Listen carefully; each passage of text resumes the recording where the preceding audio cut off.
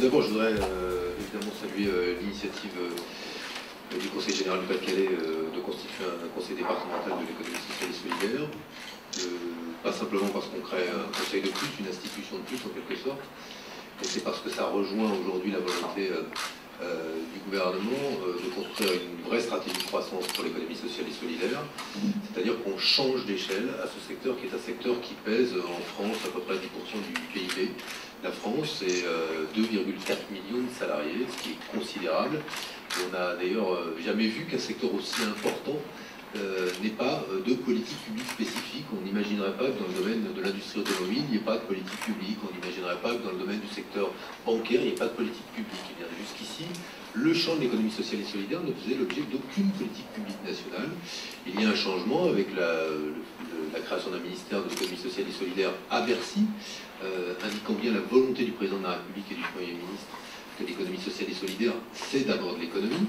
Et l'économie, et donc on peut construire une véritable stratégie de croissance. J'en dirai un mot tout à l'heure à travers le détail qu'on pourra faire à la fois des initiatives dans ce département et de la façon dont elles résonnent avec les choix politiques qui sont faits au niveau national, la loi qui se prépare, le prépositionnement de la Banque publique d'investissement qui va consacrer 500 millions d'euros au financement de l'économie sociale et solidaire dès sa mise en route, et avec un positionnement de produits financiers totalement dédié aux besoins spécifiques des acteurs de l'ESS. C'est pas la même chose quand on est une association employeur et dans le champ concurrentiel, et quand on a comme concurrent une société de droit commun qui est une société de capitaux. On n'a pas les mêmes besoins en fonds propres, on n'a pas la même structure capitalistique, et ça appelle donc d'adapter les financements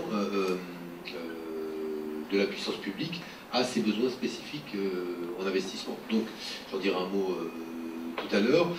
Le plus important pour moi, c'est plutôt peut-être de répondre à vos questions, parce que j'imagine que vous en avez quelques-unes, mais vous indiquez, en tout cause, que l'année 2013 va être une année charnière. Je voudrais m'excuser auprès du président du Conseil général et de l'ensemble des élus sur le fait que je devais venir toute la journée quasiment. Sauf que dans l'intervalle, le président de la République a souhaité réunir quelques ministres autour de lui pour faire un séminaire sur l'emploi ce matin, et qu'il a souhaité que justement je puisse être présent en raison du fait que le ministère de l'économie sociale et solidaire joue un rôle important dans la montée en charge du programme Emploi d'avenir, car l'essentiel aujourd'hui des employeurs d'Emploi d'avenir sont des acteurs du secteur privé non lucratif, c'est-à-dire des acteurs de l'économie sociale et solidaire, en lien avec les collectivités locales, ce qui me permet de saluer l'implication et l'engagement très fort du Conseil général du Pas-de-Calais en faveur de ce programme qui va permettre de mettre le pied à l'étrier à des jeunes sans qualification. Aujourd'hui, ce sont ces jeunes qui souffrent d'être de plus en plus éloignés de l'emploi. Et je rappelle à ceux qui disent « mais vous investissez beaucoup, vous mettez beaucoup d'argent », qu'un jeune qui travaille, même quand l'État prend en charge 75% de son salaire, ça coûte beaucoup moins cher à la collectivité qu'un jeune totalement inactif et qui devient une charge pour sa propre famille parfois et pour la société. Nous avons là une stratégie qui est une stratégie dynamique de mise en emploi et de formation et de qualification de ces jeunes. C'est à ce titre que le rôle du Conseil général et l'engagement du Conseil général est absolument déterminant, donc j'en profite. Il y aura 2900 emplois d'avenir créés dans le Pas-de-Calais, pas seulement par le Conseil général, mais dans le Pas-de-Calais. L'objectif est donc de mobiliser les acteurs associatifs, les acteurs de l'insertion par l'activité économique, les collectivités locales, pour qu'ils créent ces emplois pour lesquels l'État consacre, en tout cas 75% du salaire brut chargé, en tout cas du SMIC brut chargé, ce qui est un engagement extrêmement fort. Et donc c'est pour cette raison-là, et puis aussi parce qu'en raison de la co-responsabilité que j'exerce avec Michel Sapin sur le secteur de l'insertion par l'activité économique, que nous étions dans ce séminaire qui a évoqué les stratégies à la fois défensives et offensives qui seront celles du gouvernement en faveur de l'emploi, défensives quand il s'agit d'éviter la casse sociale dans un certain nombre de secteurs industriels très menacés, offensives quand il s'agit à court, moyen et long terme de répondre aux besoins de réindustrialisation de notre pays. Voilà. Donc mes excuses pour cette décision tardive qui m'a amené à rester cloué à Paris et à n'être là que cet après-midi. Mais bon, je suis tout disposé à répondre à vos questions, puis je j'aurai l'occasion, je suis venu tout à l'heure aussi, de pouvoir en savoir plus sur nos politiques publiques, que j'interviendrai en conclusion du colloque. Oui.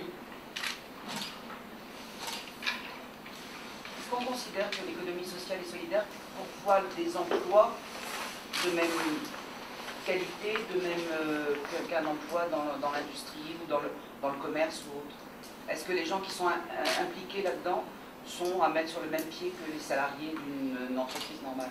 Oui, ça dépend alors un petit peu de la nature de l'emploi.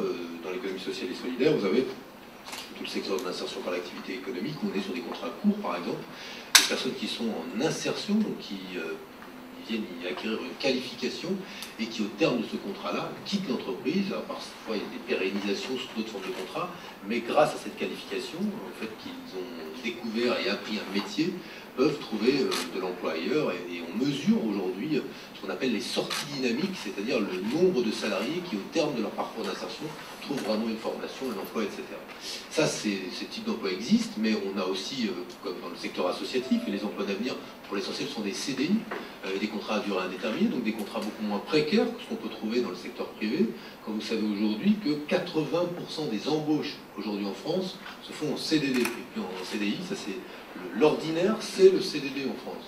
Et l'extraordinaire, c'est devenu le contrat à durée indéterminée.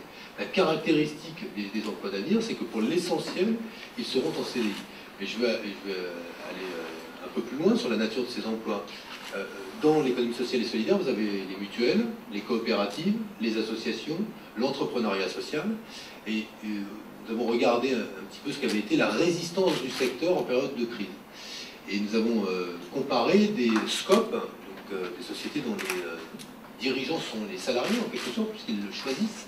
Ils choisissent le patron par assemblée générale, et on les a comparés, on a comparé la résistance et la durée de vie de ces SCOP par rapport à leurs concurrents, sociétés de droit commun. Et on constate quoi? Que la robustesse ou l'espérance de vie de ces SCOP est plus longue que leurs concurrentes.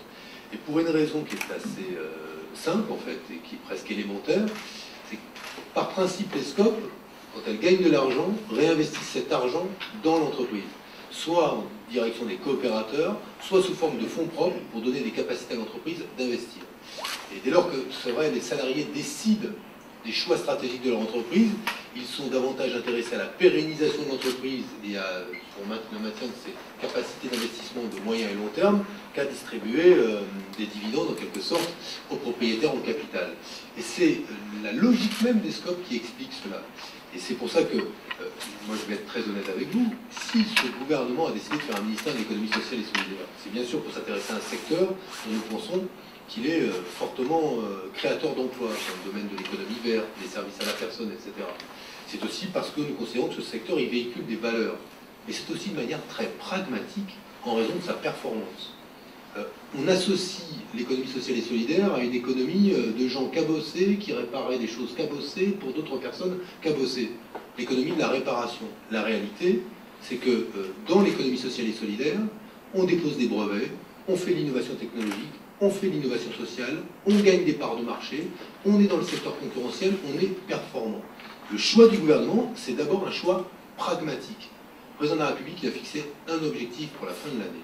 Il a rajouté au vœu un objectif à atteindre coûte que coûte, l'inversion de la courbe du chômage.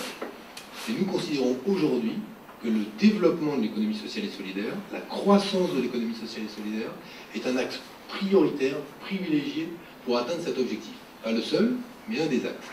Et ceux qui regardent avec parfois commisération ou condescendance de l'économie sociale et solidaire se trompent complètement. Je veux dire, les coopératives, c'est plus une bande de vieux monsieur avec une grande longue barbe blanche, une redingote, et qui créent des emplois début 20e. Les coopératives, aujourd'hui, j'en ai visité de nombreuses, notamment les SCOP, ça installe ça fait le câblage électrique du métro à Dubaï. Ça développe un certain nombre d'outils de précision qui rentrent dans un certain nombre d'investissements stratégiques de défense. Bref, ça fait tout. Voilà, c'est la raison pour laquelle je vais juste dire que le gouvernement, c'est pas par supplément d'âme qu'on a fait de l'ESS en se disant, bah voilà, c'est la gauche, on va faire de l'économie sociale et solidaire, là où la droite ne l'avait pas fait. C'est de manière très pragmatique, réaliste. il y a là un axe de développement et de croissance de notre économie qu'il convient de développer, mais nous ne sommes pas les seuls.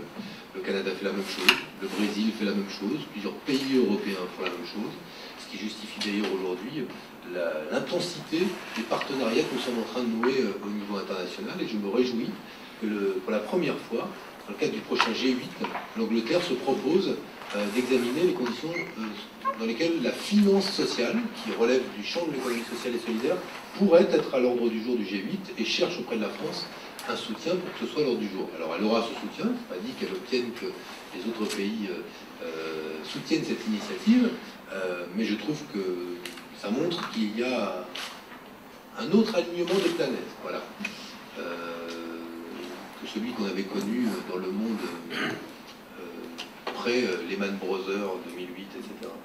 Prennent le pas sur les valeurs et sur les gouvernances qui normalement doivent être mis en œuvre chez les acteurs de l'économie sociale et solidaire. On arrive à composer avec tout ça et à s'assurer à ce que les gens puissent travailler dans des conditions qui correspondent évidemment aux valeurs qui doivent normalement être là mises en œuvre chez les acteurs. Alors il y a incontestablement des risques, par exemple, parce qu'un certain nombre de grands acteurs de l'ESS disparaissent des marchés qu'ils ont défrichés. Je prends un exemple, l'économie circulaire. Les premiers acteurs à avoir fait du recyclage, ce sont Emmaüs, c'est le réseau Envie, etc. Ils ont défriché un terrain sur lequel on va dire, les sociétés commerciales classiques n'allaient pas. Aujourd'hui, le premier concurrent d'Emmaüs, c'est Veolia. Et Veolia, c'est pas la même surface commerciale, c'est pas le même modèle économique, à tout le moins, qu'Emmaüs. Pour autant, quand une filiale d'Emmaüs, ou en tout cas, oui, je crois, fait du recyclage et invente un modèle qui consiste à travers des briques de vêtements recyclés, à faire un isolant, on est là, d'abord, dans une innovation incontestable. On va aider à isoler les logements, donc on est dans une préoccupation qui relève de l'économie verte. Et en même temps, on voit bien la richesse, la capacité d'innovation de ce secteur. Ce qu'il nous revient à nous de faire, c'est de garantir que les acteurs de l'ESS ne soient pas expulsés de ces marchés. Pourquoi? En raison de stratégies commerciales féroces, très agressives de leurs concurrents. Et c'est ce qui reviendra à la loi de garantir. La loi que je prépare pour la mi-juin au Conseil des ministres, c'est une loi cadre sur l'économie sociale et solidaire. Alors ça ne va pas être une jolie déclamation, le gouvernement adore l'économie sociale et solidaire, la France s'honore d'avoir des associations, et bla, et bla, et bla. Ça, on peut très bien faire des déclamations, ça intéressera qui faudra les entendre, mais ça n'aura aucun effet sur le terrain.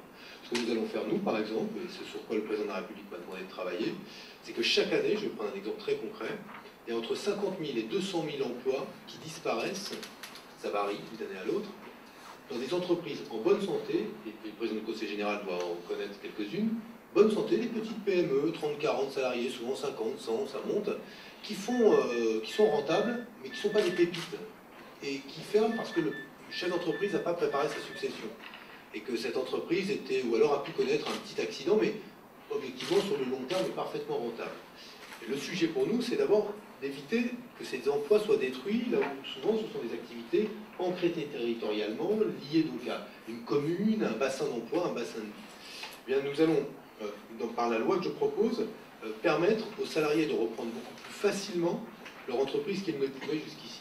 Jusqu'ici, quand vous vouliez faire une SCOP, pour pouvoir être majoritaire en droit de vote, il fallait être majoritaire en capital. Et en période de crise, pour des salariés réunir les économies suffisantes pour pouvoir être collectivement majoritaire au capital, c'est un effort qui est parfois un effort si dissuasif, mais bien que les entreprises finissaient par fermer. Eh bien, par la loi, nous allons permettre que de manière temporaire, dans un délai de 5 à 10 ans, ce temps de latence, on va dire, les salariés puissent être minoritaires au capital, mais majoritaires en droit de vote, c'est-à-dire qu'on crée une forme de start-up scope, en quelque sorte, pour multiplier, c'est mon objectif, par 2 le nombre de salariés en scope d'ici, on va dire, j'espère, le quinquennat. Si nous y arrivons, ce serait formidable. Mais en tout cas, on va s'en donner les moyens. Mais là, on essaye de contrarier la logique qui pourrait être, en clair, que l'économie sociale et solidaire, quand elle est dans le secteur concurrentiel, elle finit par en disparaître. Ça peut être, il y a des secteurs menacés, il y en a d'autres qui sont en plein développement. Dans le domaine des services à la personne, notamment des services aux personnes âgées dépendantes, Il y a un vrai développement des acteurs de l'économie sociale et solidaire, mutualistes, associatifs. Il faut les préserver, mais je vais vous donner juste une mesure qui a été prise en loi de finances et que beaucoup ne connaissent pas. En loi de finances, nous venons de voter le principe d'un abattement au paiement de la taxe sur les salaires. Les associations employeurs ne payent pas d'impôt sur les sociétés, sauf quand elles font des activités commerciales. Elles payent de la taxe sur les salaires. Eh bien, nous avons voté en loi de finances un abattement de 20 000 € à la taxe sur les salaires. Ça veut dire qu'en France, cette année, un tiers des associations qui payaient de l'impôt n'en paieront plus, et beaucoup verront le montant de l'impôt qu'elles payaient réduit considérablement, donc de 20 000 € avec l'abattement. C'est une mesure très importante parce que c'est l'équivalent d'une belle subvention pour beaucoup d'associations, d'associations sportives, d'associations culturelles, qui verront là une bonne nouvelle. Coût pour les pouvoirs publics, 314 millions d'euros. Ce n'était pas une paille, c'était un investissement. Je peux vous assurer que s'il n'y avait pas eu le ministère de l'économie sociale et solidaire, il n'y aurait pas eu cette mesure-là.